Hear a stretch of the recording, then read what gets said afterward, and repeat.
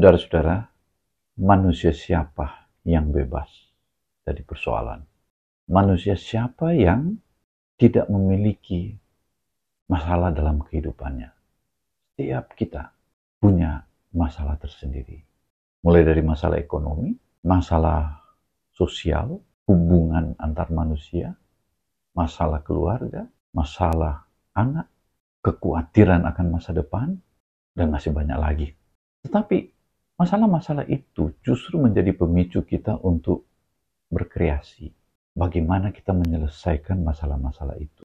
Dan seringkali masalah itu justru menjadi pemicu bagi kita untuk maju selangkah demi selangkah, dan tanpa kita sadari, kita dapat mencapai suatu level yang bisa dibanggakan seperti menjadi pejabat, menjadi orang sukses dalam bisnis, menjadi orang yang berprestasi di bidang akademik, dan orang bisa bercerita tentang kesuksesannya. Dan kesuksesan itu adalah susunan tumpukan dari masalah-masalah itu. Kadang-kadang kita mendengar seorang yang sukses bersaksi selalu dimulai dengan dulu ketika saya miskin, dulu ketika saya berjuang. Jadi kita sebetulnya tidak dapat melihat masalah itu sebagai, katakanlah sebagai satu kutukan atau sebagai sesuatu yang mematikan kita. Tapi itu menjadi pendorong. Apa yang menjadi bacaan kita pada hari ini dari Yesaya pasal 64, itu adalah doa dari mereka, umat Tuhan, yang mengalami persoalan atau masalah-masalah. Dan ini adalah masalah bangsa, masalah umat yang sedang berjuang bagaimana identitas mereka harus ditegakkan, iman mereka, bagaimana iman mereka itu diperkuat, dan persoalan-persoalan yang mereka hadapi ini adalah persoalan yang boleh dikatakan cukup berat, karena mereka baru saja mengalami apa yang disebut dengan pembuangan ke Babilonia. Pada tahun 500-an sebelum Masehi, mereka kembali ke Yerusalem, ke tanah yang mereka pernah nikmati sebagai tanah yang memberi kebahagiaan, kedamaian kepada mereka, baik dari sosial ekonomi.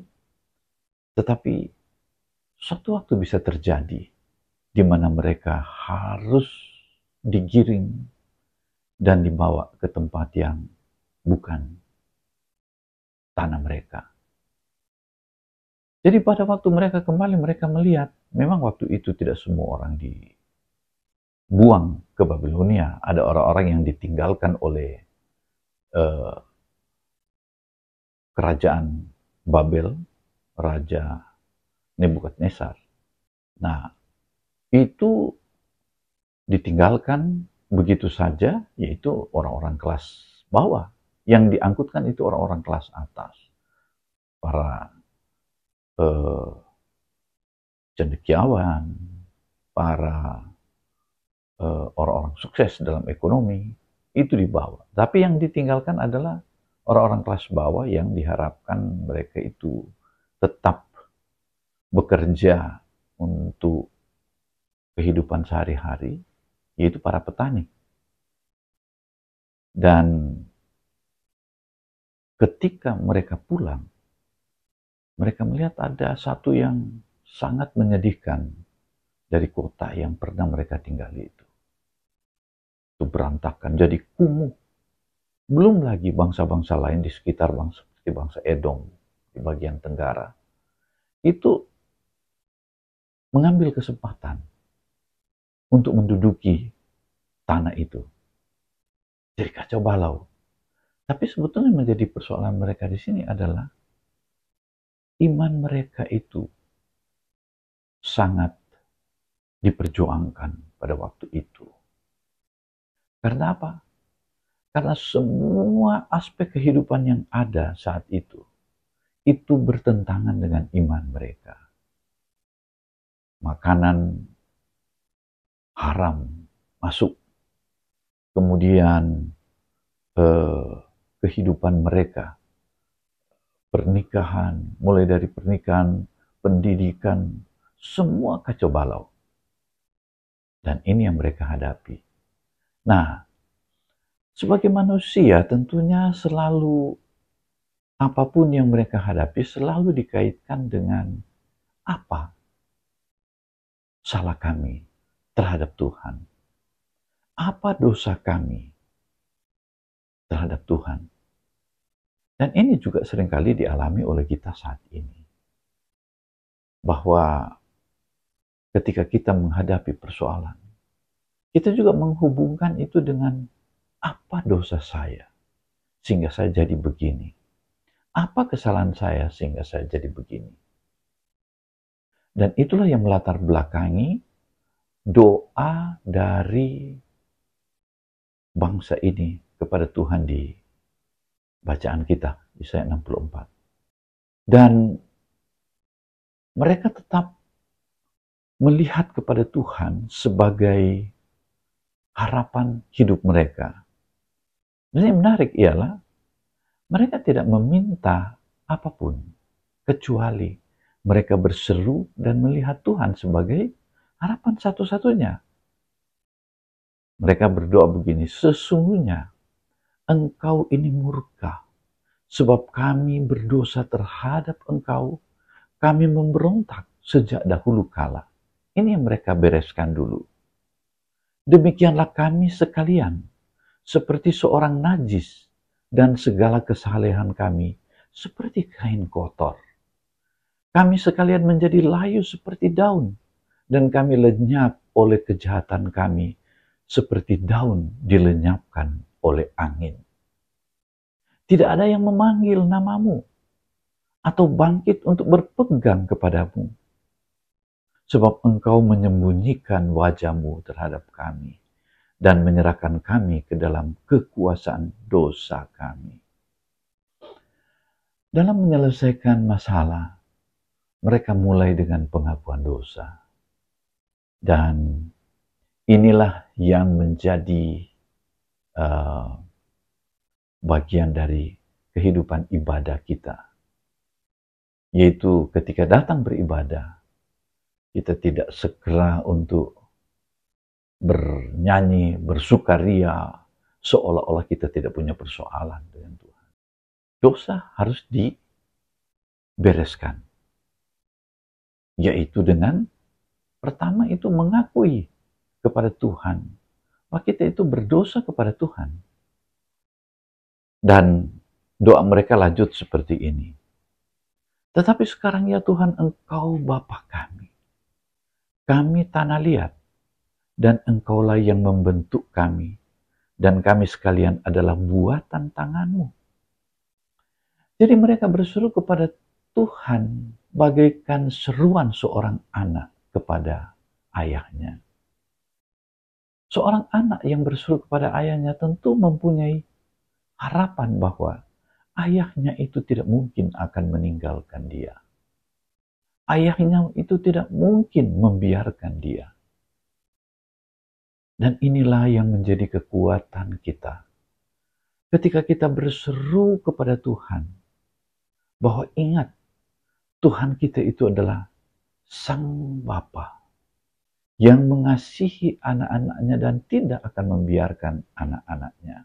Dan tentu Allah yang pengasih dan penyayang tidak mungkin tutup telinga terhadap seruan anak-anaknya. Dan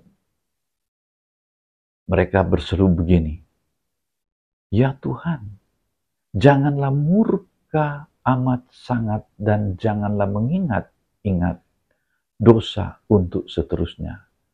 Sesungguhnya, pandanglah kiranya kami sekalian adalah umat-Mu. Saudara sekalian, di tengah-tengah kehancuran sebuah masyarakat, kehancuran sebuah bangsa, mereka berseru kepada Tuhan. Dan mereka berseru dengan keyakinan bahwa Allah itu adalah Allah yang berkuasa, Allah yang mengasihi mereka, Allah yang menyayangi mereka. Dan tidak mungkin mereka itu dibiarkan oleh Tuhan. Kita menghadapi persoalan bangsa, di mana persoalan-persoalan ekonomi yang begitu menekan, membuat anak-anak muda begitu mudah untuk mencari sumber keuangan melalui pinjaman online, melalui cara-cara yang tidak pantas untuk dilakukan, menjual diri. Dan kalau sampai itu menjadi atau meningkat kepada persoalan yang lebih besar, yaitu tidak sanggup untuk membayar, dan tentu ada ancaman-ancaman, maka yang paling mudah untuk dilakukan adalah lari dari persoalan, yaitu dengan mengakhiri kehidupannya. Dan ini besar sekali persoalannya untuk sebuah bangsa, untuk satu keluarga. Maka saatnya bagi kita untuk melihat bagaimana bangsa ini, umat Tuhan ini, menghadapi situasi yang mirip dengan kita saat ini. Dan apa yang mereka lakukan? Mereka mengaku akan dosa mereka di hadapan Tuhan. Mereka melihat Tuhan sebagai Allah yang berdaulat. Artinya bahwa Allah mengizinkan itu terjadi dalam kehidupan mereka agar mereka dapat berseru kepada Tuhan. Allah siap menolong mereka. Tetapi apakah mereka berseru kepada Tuhan? Inilah yang Tuhan tunggu dari kita. Jangan kita katakan bahwa Allah yang membuat kita jadi susah. Allah mengizinkan hal itu terjadi. Tetapi dia bagaikan seorang ayah yang siap untuk menolong. Dia tidak membiarkan kita itu sampai hancur, lebur, berantakan. Tetapi dia mengizinkan persoalan-persoalan itu terjadi agar dengan kerendahan hati kita mengakui akan kekuasaannya. Dengan kerendahan hati kita mengakui akan atribut kasih yang luar biasa dari Tuhan. Dan itu juga ditegaskan oleh Rasul Yohanes di dalam 1 Yohanes pasal 4 bahwa Allah itu adalah kasih. Dan inilah yang diwujudkan oleh Tuhan kita Yesus Kristus ketika dia berada di dalam dunia ini. Dia memberikan satu contoh kehidupan seorang manusia yang bergantung kepada Allah, kepada Tuhan. Dan inilah yang menjadi patokan kita. Masalah apapun yang kita hadapi, kita harus berseru kepada Tuhan bahwa kita berdosa, kita bersalah, dan mengakui akan kedaulatannya atas hidup kita, dan mengharapkan belas kasihan Tuhan. Dan hanya di dalam Dia persoalan-persoalan kita itu beres. Tentu beres dalam hal ini bukan hilang sekejap, tetapi paling tidak kita memiliki kekuatan iman bahwa ketika kita membereskan kehidupan ini satu demi satu tahap demi satu tahap, kita yakin kita tidak bekerja sendiri, tapi kita bersama dengan Tuhan.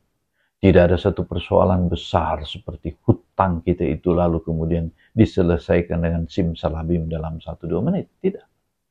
Tapi kita memulai dengan terang firman Tuhan, pimpinan dari Tuhan, dan pengharapan bahwa suatu waktu persoalan itu selesai dan kita boleh hidup bersama dengan Dia, dan kita hidup dalam damai sejahtera seperti yang Tuhan inginkan dalam kehidupan kita. Amin.